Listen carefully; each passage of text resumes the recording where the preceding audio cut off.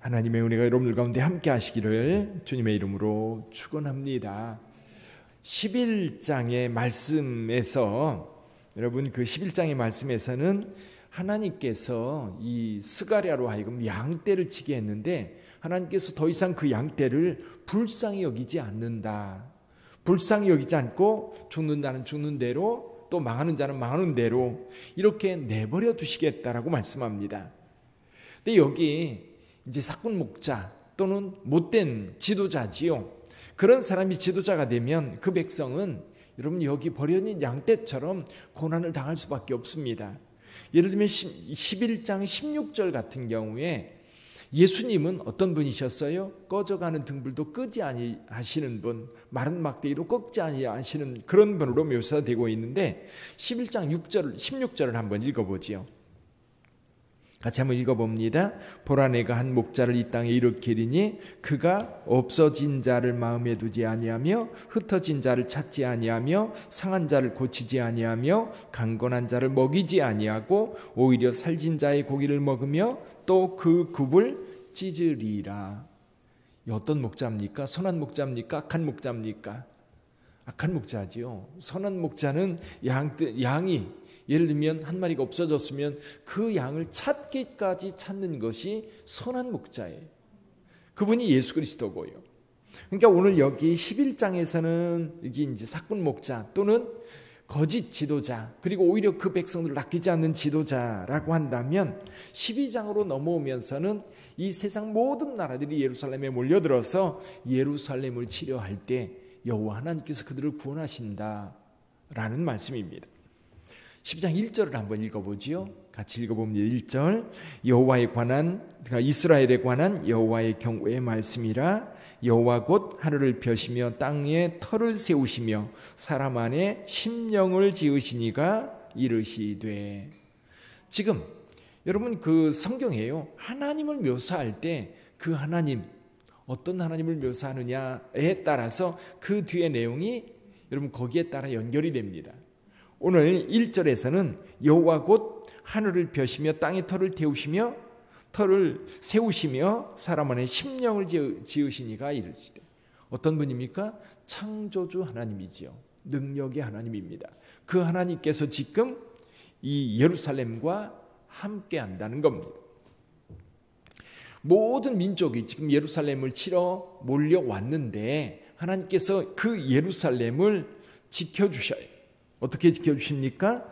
이 보라내가 예루살렘으로 그 사면 모든 민족에게 취하게 하는 잔이 되게 할 것이라. 예루살렘이 에워싸일 때에 유다에까지 이르리라. 그날에는 3절에 보면 그날에는 내가 예루살렘을 모든 민족에게 무거운 돌이 되게 하리니. 무거운 돌. 여러분 무거운 돌 들어보셨어요? 무거운 돌 잘못 들으면요 발등 지켜가지고 큰일 납니다. 가볍게 드는 돌이 아닌 거예요. 그러니까 이방 나라들이 예루살렘을 쉽게 다룰 수 있는 곳이 아닌 거예요. 오히려 예루살렘을 치러 올라왔다가 크게 다치는 거예요.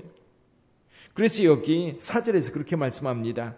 여호와가 말하노라 그날에 내가 모든 말을 쳐서 놀라게 하며 그 탄자를 쳐서 미치게 하되 유다 족속은 내가 돌보고 모든 민족의 말을 쳐서 눈이 멀게 하리니. 유다는 하나님께서 지켜주시고 보호하시지만 유다를 치러 온 모든 나라 백성들을 미치게 만들겠다. 혼란스럽게 만들겠다. 그렇게 이야기를 하고 있습니다. 그래서 5절에서요 유다의 우두머리들이 이렇게 말합니다. 5절 한번 읽어볼까요? 유다의 우두머리들이 마음속에 이르기를 예루살렘 주민이 그들의 하나님 만군의 여호와로 말미암아 힘을 얻었다 할지라. 아멘. 그 백성들이 강한 거예요. 담대한 거예요. 왜 그렇게 백성들이 담대할까? 하나님께서 그들과 함께하기 때문입니다. 전쟁이 나도요 두려워하지 않는 이유는 또 여러분들이 신앙생활을 하면서 이 많은 어려움들을 만나요. 예를 들면 건강에 어려움이 있고 갑작스러운 사고도 있고 또 일하는 일터가 이 불안전해서 흔들릴 때도 있어요. 그런데 여러분 예수 믿는 자들은 요동치지 않아요. 이유가 뭡니까? 하나님께서 나와 함께 하시니까. 하나님께서 나와 함께 하시니까 이 역경들이, 이 무서운 파도들이 여러분 우리를 두렵게 하는 게 아니라 오히려 그 가운데에서 이 파도를 타면서 오히려 하나님의 은혜를 만끽할 수 있는 기회가 됩니다. 예루살렘의 지도자들은 말해요. 이 백성들이 이렇게 강한 이유는 여호와께서 함께하기 때문에 여호와께로 말미암아 힘을 얻었다라고 이야기한다는 겁니다. 그래서 여기 유다 지도자들은 6절에 보면 나무 가운데 화로 같게 하며, 이 나무단 가운데 화로가 있으면 어떻게 되지요? 이 나무들 다 불타버리죠. 그리고 곡식단 사이에 횃불이 있으면 어떻게 됩니까? 그 불로 인하여 그 곡식단들 다 사라지고 불살라지고 맙니다. 예루살렘이 그렇게 될 거라는 거예요.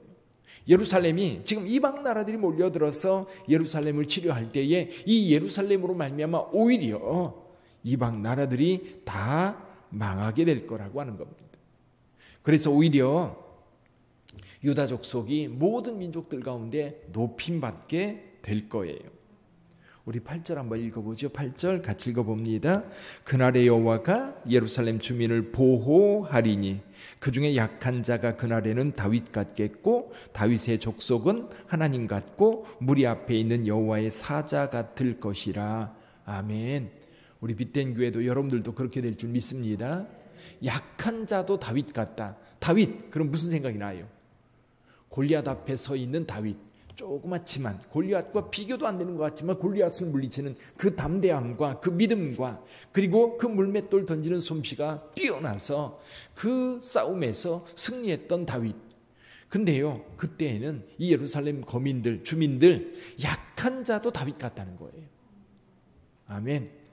우리 교회도 그렇게 될 줄 믿습니다. 여러분 스스로 난 아무것도 아니야, 그런 사람들은요 바보예요, 바보. 왜요? 우리 하나님께서 함께 하시면서 힘을 주시는데 왜 나는 아무것도 못해, 난 안 해, 그렇게 말합니까? 하나님께서 우리를 불러서 복 주시고 은혜 주시고 능력 주시고, 그래서 우리로 하여금 하나님께서 영광 받으실 뿐만 아니라 우리를 높여서 하나님의 거룩한 백성 삼아주시는데 얼마나 큰 은혜예요. 얼마나 감사해요. 얼마나 기뻐요. 그 기쁨이, 또 그 능력이, 그 힘이 여러분에게 있기를 바랍니다. 아멘. 여러분, 하나님이 나와 함께 하신다고 하는 것이 그렇게 힘이 되고 위로가 되고 또 감사인지 좀 묵상하면 할수록 더합니다. 시간이 가면 갈수록 그런 것 같아요. 그래서 여기 지금 예루살렘을 구원하시는 하나님, 이것이 이때가 언제일지 몰라요. 물론 이제 스가랴는 먼 미래에 있을 일, 지금 현재 예루살렘 성전을 건축하고 있는 유다 공동체는 너무나 약한 공동체, 주변 나라들이 너무 두려운 그런 공동체.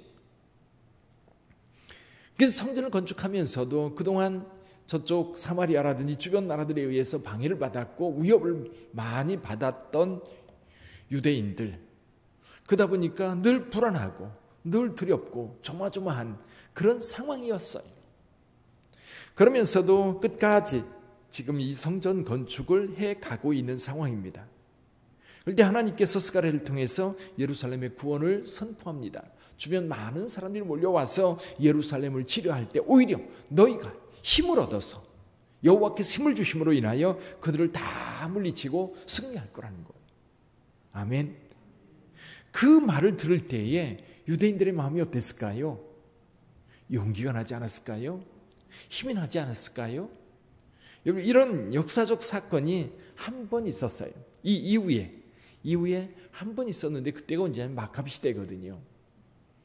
그리고 나서 우리가 어제 말씀을 읽었었는데 이런 어떤 그 유다가 버려진 나라로 된 것은 예수님 시대 이후에, 그러니까 예수 그리스도를 배척하고 오히려 예수 그리스도를 메시아로 그들이 인정하지 않을 때에 그들은 하나님 앞에 돌봄받지 못하는 민족이 될 수밖에 없었어요.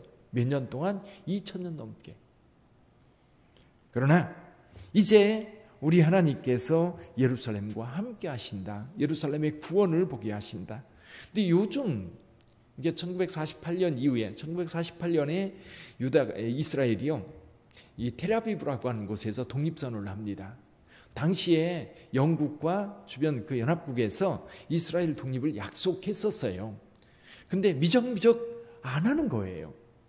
그러니까 이 유대인들이 모여가지고 기습적으로 이 텔아비브에서 독립선언을 합니다. 독립선언 하자마자 전쟁이 일어나요. 하자마자 그 지역의 아랍인들과 거기에 이제 들어와 있던 유대인들하고 전쟁이 벌어집니다. 독립전쟁이라고 해요. 그 독립전쟁에서 승리한 이후에 이스라엘은요, 한 번도 진 적이 없어요. 한 번도 주변 나라들과 전쟁에서 접은 적이 없어요. 하나님께서 그들과 함께 하신다고 하는 것을, 그래서 지금은 돌아가셨지만 권혁승 교수님이라든지 이스라엘 선교를 위해서 애쓰는 분들이 여러분 이런 말씀들을 통해서 이 예루살렘이 회복되고 유다 나라가 이스라엘이 독립하면서 아, 종말의 때가 왔구나, 때가 됐다라고 확신했던 거예요.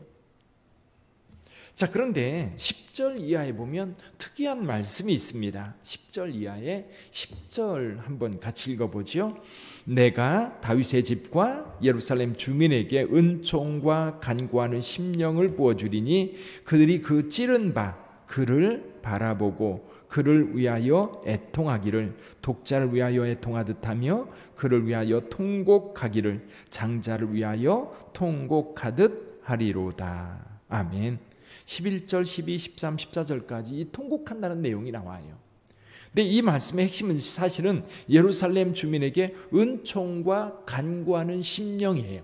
은총과 간구하는 심령.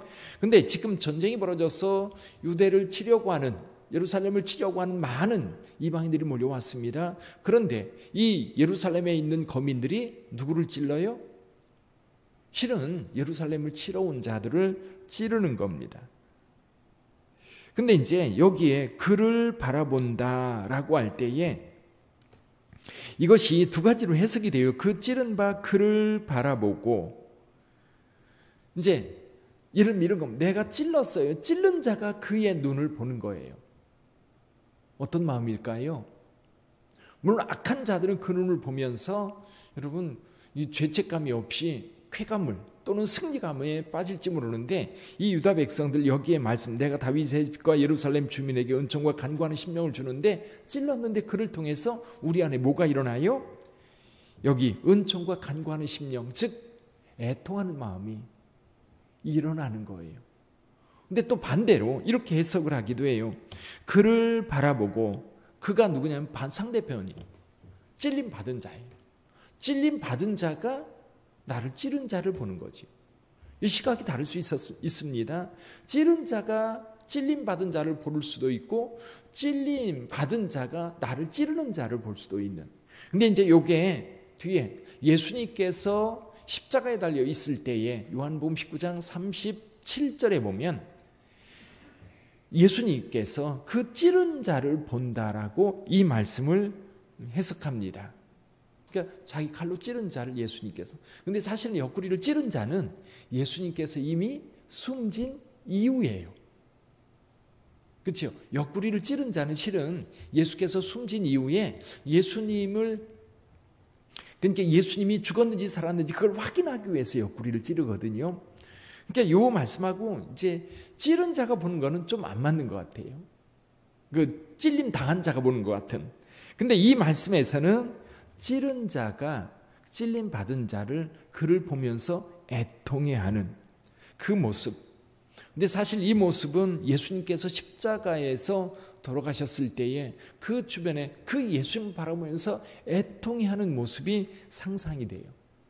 근데 이 찌른 자와 관련해서는요, 여러분 요한계시록 1장에 보면 예수께서 재림할 때에 그 재림하는 모습을 만민들이 다 보게 될 텐데 그 중에 누구도 있느냐면 예수님의 옆구리를 찌른 자도 볼 것이다.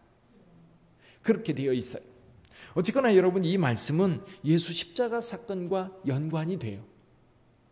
그러니까 하나님의 아들 예수께서 십자가에서 죽으실 때에 여러분 어떤 사람들은 승리했다고 쾌감을 느끼면서 오히려 승리감에 젖어 있을 그때에 그 예수 그리스도의 십자가의 죽음을 바라보면서 애통해하는 많은 사람들이 있었어요. 그 애통이 너무나도 큰 애통이었지요.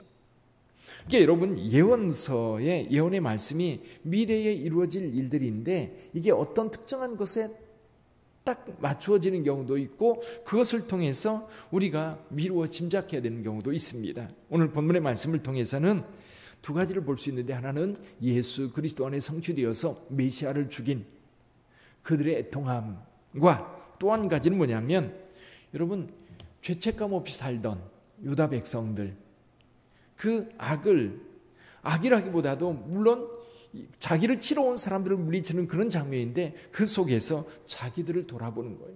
자기의 허물과 죄, 자기의 죄악성, 잔악성, 그런 애통하는 심령을 부어주어서 그 심령을 살리는 거죠. 여러분, 양심이 화인 맞으면요 망하는 겁니다. 양심이 살아나야 돼요. 선함과 악함을 구별할 수 있어야 되고요.